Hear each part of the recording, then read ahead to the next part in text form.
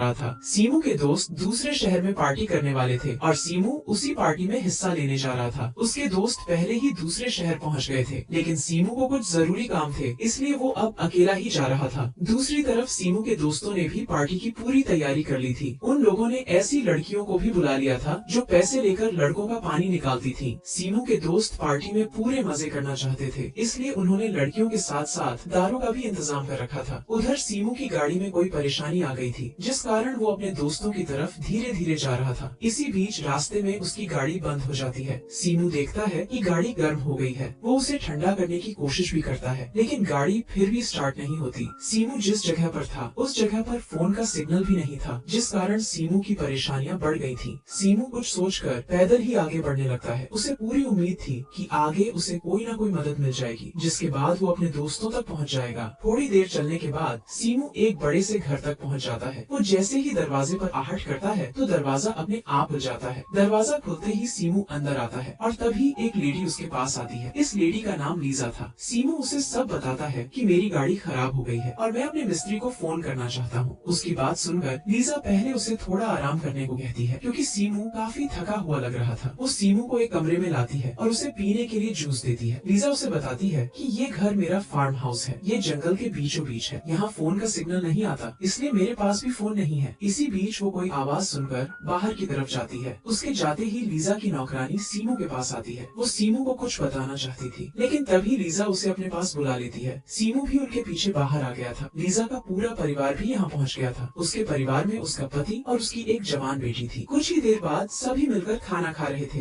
Lisa के पति का नाम वोंग था और लीजा की जवान बेटी का नाम सू था। लीजा ने अपने परिवार को सीमू के बारे में बता दिया था और उसका परिवार सीमू को अपना मेहमान समझ रहा था। सू की प्यासी नजर बार बार सीमू पर जा रही थी। वोंग खाना खाते खाते सीमू को बताता है कि मुझे शिकार करने का बेहद शौक है, इसलिए मैं हर महीने यहाँ आता हूँ और दिल खोलकर शिकार करता हूँ। ऐसी ही बातें करते करते सभी दारू पीने लगते हैं। दारू पीते पीते सीमू की नजरें भी सू पर जाने लगी थी। वैसे सीमू को कल्पना करने की बेहद आदत थी। दारू पीते पीते वो कल्पना करता है कि रात को सू उसके पास आएगी और फिर वो उसके साथ पानी निकालेगी। सू की कल्पना करने के बाद वो लीजा की तरफ देखता है। लीजा को देखकर वो फिर से कल्पना करता है कि रात को जब वोंग लीजा की गुफा में धमाके कर रहा होगा तो वो उनके पास जाएगा और फिर तीनों मिलकर मजे करेंगे। ऐसे ही सोचते सोचते वो एक कमरे में सो जाता है। अगली सुबह सीमू जब नींद से जागता है तो उसे घर में कई नए लोग नजर आते हैं। इन नए लोगों को देखकर वो हैरान हो गया और नए लोग भी सीमू को देखकर हैरान हो गए थे। लीजा जल्दी जल्दी उसे अपने पास आने को कहती है। सीमू उसकी बात मानकर सभी के पास बैठ जाता है। वोंग सीमू को सभी के बारे में बताता है कि ये लोग मेरे और लीजा के रिश्तेदार हैं। इसके बाद वो सभी को सीमू के बारे में भी बताता है। लीजा और वोंग के रिश्तेदार यहाँ छुट्टियाँ बिताने आए थे। लीजा की बड़ी बहन का नाम सितारा था और वो दिखने में काफी तंदुरुस्त नजर आ रही थी। ये सभी लोग बातें कर ही रहे थे कि इसी बीच और भी लोग आ जाते हैं। ये लोग भी लीजा और वोंग के रिश्तेदार ही थे। इनके आते ही लीजा ने सभी के लिए खाना परोस दिया, जिसके बाद सभी खाने पर टूट पड़ते हैं। वोंग का पिता भी घर में आ चुका था। सीमू की नजर जैसे ही उस पर पड़ती है तो वो उसे देखकर हैरान हो जाता है। सीमू को वोंग और लीजा रहस्यमयी लग रहे थे, इसलिए वो उनके बारे में वोंग के पिता से बात करना चाहता था। वो जैसे ही वोंग के पिता के पीछे जाता है तो उसे वोंग का पिता कहीं नजर नहीं आता। सीमू को अब ये पूरा घर अजीब लगने लगा था। वो फिर से कल्पना करता है और इस बार उसे एक चुड़ैल नजर आती है जो इंसानों का खून पीती थी। चुड़ैल की कल्पना कर सीमू इतना डर जाता है कि वो भागकर सीधा लीजा के कमरे में आ जाता है। लीजा इस वक्त कमरे में अकेली थी। वो सीमू को अपने पास बैठने को कहती है। सीमू उसकी बात मानकर उसके पास बैठ जाता है, जिसके बाद लीजा उसे एक किताब पढ़कर सुनाने लगती है। किताब में एक गर्म कहानी थी और लीजा वही पढ़कर सीमू को सुना रही थी। किताब पढ़ते पढ़ते लीजा इतनी गर्म हो जाती है कि वो सीमू को अपने तरबूज दिखाने लग जाती है। इसी बीच लीजा की बहन सितारा दरवाजा खोलती है और उसे देखकर लीजा रुक जाती है। सितारा के साथ दो लेडीज भी थीं। सितारा को देखकर सीमू बाहर जाता है, जिसके बाद सितारा लीजा को बुरा भला कहने लगती है। सीमू को दोनों लेडीज एक कमरे में लाती हैं। ये दोनों लेडीज भी लीजा की रिश्तेदार थीं। वो सीमू को बुरा भला कह रही थी क्योंकि वो लीजा के साथ पकड़ा गया था। सीमू अब रोने लगा था और उसे रोता देखकर दोनों लेडीज को उस पर तरस आ जाता है। वो जल्दी जल्दी दरवाजा बंद करती है और फिर सीमू का पानी निकालने लग जाती है। सितारा इस वक्त दरवाजे के पास खड़ी थी। सीमू की गर्म गर्म आवाजें सुनकर वो समझ गई थी कि अंदर क्या हो रहा है। थोड़ी देर बाद वो जब दरवाजा खोलती है तो दोनों लेडीज वहाँ से चली जाती है। सीमू की हालत देखकर सितारा भी गर्म हो गई थी। वो भी जल्दी जल्दी सीमू के पास आती है और फिर उसका पानी निकालने लग जाती है। दूसरी तरफ लीजा की नौकरानी नौकरानी को सीमू की चिंता हो रही थी। वो सीमू की मदद करना चाहती थी, लेकिन वो लीजा से डर भी रही थी। उधर सितारा का पानी निकालने के बाद सीमू बाहर आ गया था। उसके फोन में थोड़ा सा सिग्नल आया था, लेकिन जैसे ही वो फोन करने लगा था, सिग्नल फिर से चला गया था। इसी बीच वोंग उसके पास आता है और उसे अपने स्टोर में ले आता है। वोंग के स्टोर में बहुत दारू पड़ी थी और वोंग सीमू को वही दिखाना चाहता था। वो दारू दिखाकर उसे बताता है कि मेरी बीवी लीजा और उसकी रिश्तेदारियां बेहद प्यासी हैं। उन्हें जब भी कोई जवान लड़का दिखता है तो वो उसे बिल्कुल नहीं छोड़ती। वोंग की बातें सुनकर सीमू हैरान हो गया और तभी वोंग के 2 रिश्तेदार उनके पास आते हैं। वो भी सीमू के साथ समय बिताना चाहते थे, इसलिए वो उसे अपने साथ ले जाते हैं। वोंग के दोनों रिश्तेदार सीमू को घर के पीछे ले आते हैं। वो दोनों सीमू के साथ मजाक करना चाहते थे और मजाक मजाक में वो उसे डराने लगते हैं। जल्दी ही सीमू की नजर एक गड्ढे पर पड़ती है। गड्ढा देखकर सीमू को लगा कि वोंग के दोनों रिश्तेदार उसे मार डालेंगे और फिर इसी गड्ढे में उसे दबा भी देंगे। वोंग के रिश्तेदार गड्ढे में कोई पेड़ लगाने वाले थे। वो जैसे ही सीमू को गड्ढा खोदने को कहते हैं तो सीमू उन्हें ही डराकर वहाँ से भाग जाता है। दूसरी तरफ सितारा अपनी दोनों रिश्तेदारियों के साथ बैठी थी। सीमू भागता भागता जब उनके पास आता है तो वो उसे अपने पास आने को कहती है। सीमू काफी डरा हुआ था, इसलिए वो यहाँ से भी भाग जाता है। भागते भागते वो फिर से घर में आ जाता है। वो घर से भागना तो चाहता था, लेकिन घर के गेट पर भी कई लोग बैठे थे। घर में आते ही सीमू को वोंग का पिता नजर आता है। वो सीमू को बैठाकर कहता है कि मैं अपने परिवार से परेशान हो गया हूँ। मेरा परिवार और मेरे सभी रिश्तेदार सिरफिरे हैं। वो जब भी यहाँ आते हैं तो पागलों जैसी हरकतें करते हैं। कभी कभी वो कई लड़कियों को लाते हैं और फिर सभी उनके साथ मजे करते हैं। कभी कभी वो कई लड़के लाते हैं और फिर उनके साथ पानी निकालते हैं। इस बार तुम उनके हाथ लगे हो। लीजा और उसकी रिश्तेदारियाँ पहले तुम्हारे साथ मजे करेंगी और फिर तुम्हें जान से मारकर यहाँ से चली जाएंगी, मगर मैं नहीं चाहता कि इस बार यहाँ किसी की मौत हो। सीमू हर बात ध्यान से सुन रहा था। इसी बीच दरवाजे पर आहट होती है। सीमू जैसे ही दरवाजा खोलता है तो उसे अपने सामने लीजा की नौकरानी नजर आती है। लीजा की नौकरानी भी सीमू की मदद करना चाहती थी, इसीलिए वो सीमू को लेकर चलने लगती है। इससे पहले कि नौकरानी सीमू को घर से भगा पाती, वोंग और उसके रिश्तेदार सीमू को देख लेते हैं और फिर उसे पकड़कर मारने पीटने लगते हैं। सीमू की चीखें वोंग के पिता ने भी सुन ली थी। उसने तो पहले ही सीमू की मदद करने का मन बना लिया था, इसलिए वो अब सीमू की तरफ ही आ रहा था। सीमू के पास आते ही वो अपने बेटे वोंग और सभी रिश्तेदारों पर टूट पड़ता है। उसके सामने जो भी आ रहा था वो उस साले को बेरहमी से मार रहा था। देखते ही देखते वोंग के पिता ने घर में मौजूद सभी बंदों को मार डाला और घर की लड़कियां ये सब देखकर रोने लगी थीं। कहानी के आखिर में सीमू घर से भाग जाता है और उसकी मदद कर वोंग का पिता बेहद खुश होता है। इसी के साथ इस कहानी का यही अंत हो जाता है। हमारी वीडियो देखने के लिए बहुत बहुत धन्यवाद। अगर आप ऐसी ही वीडियोस के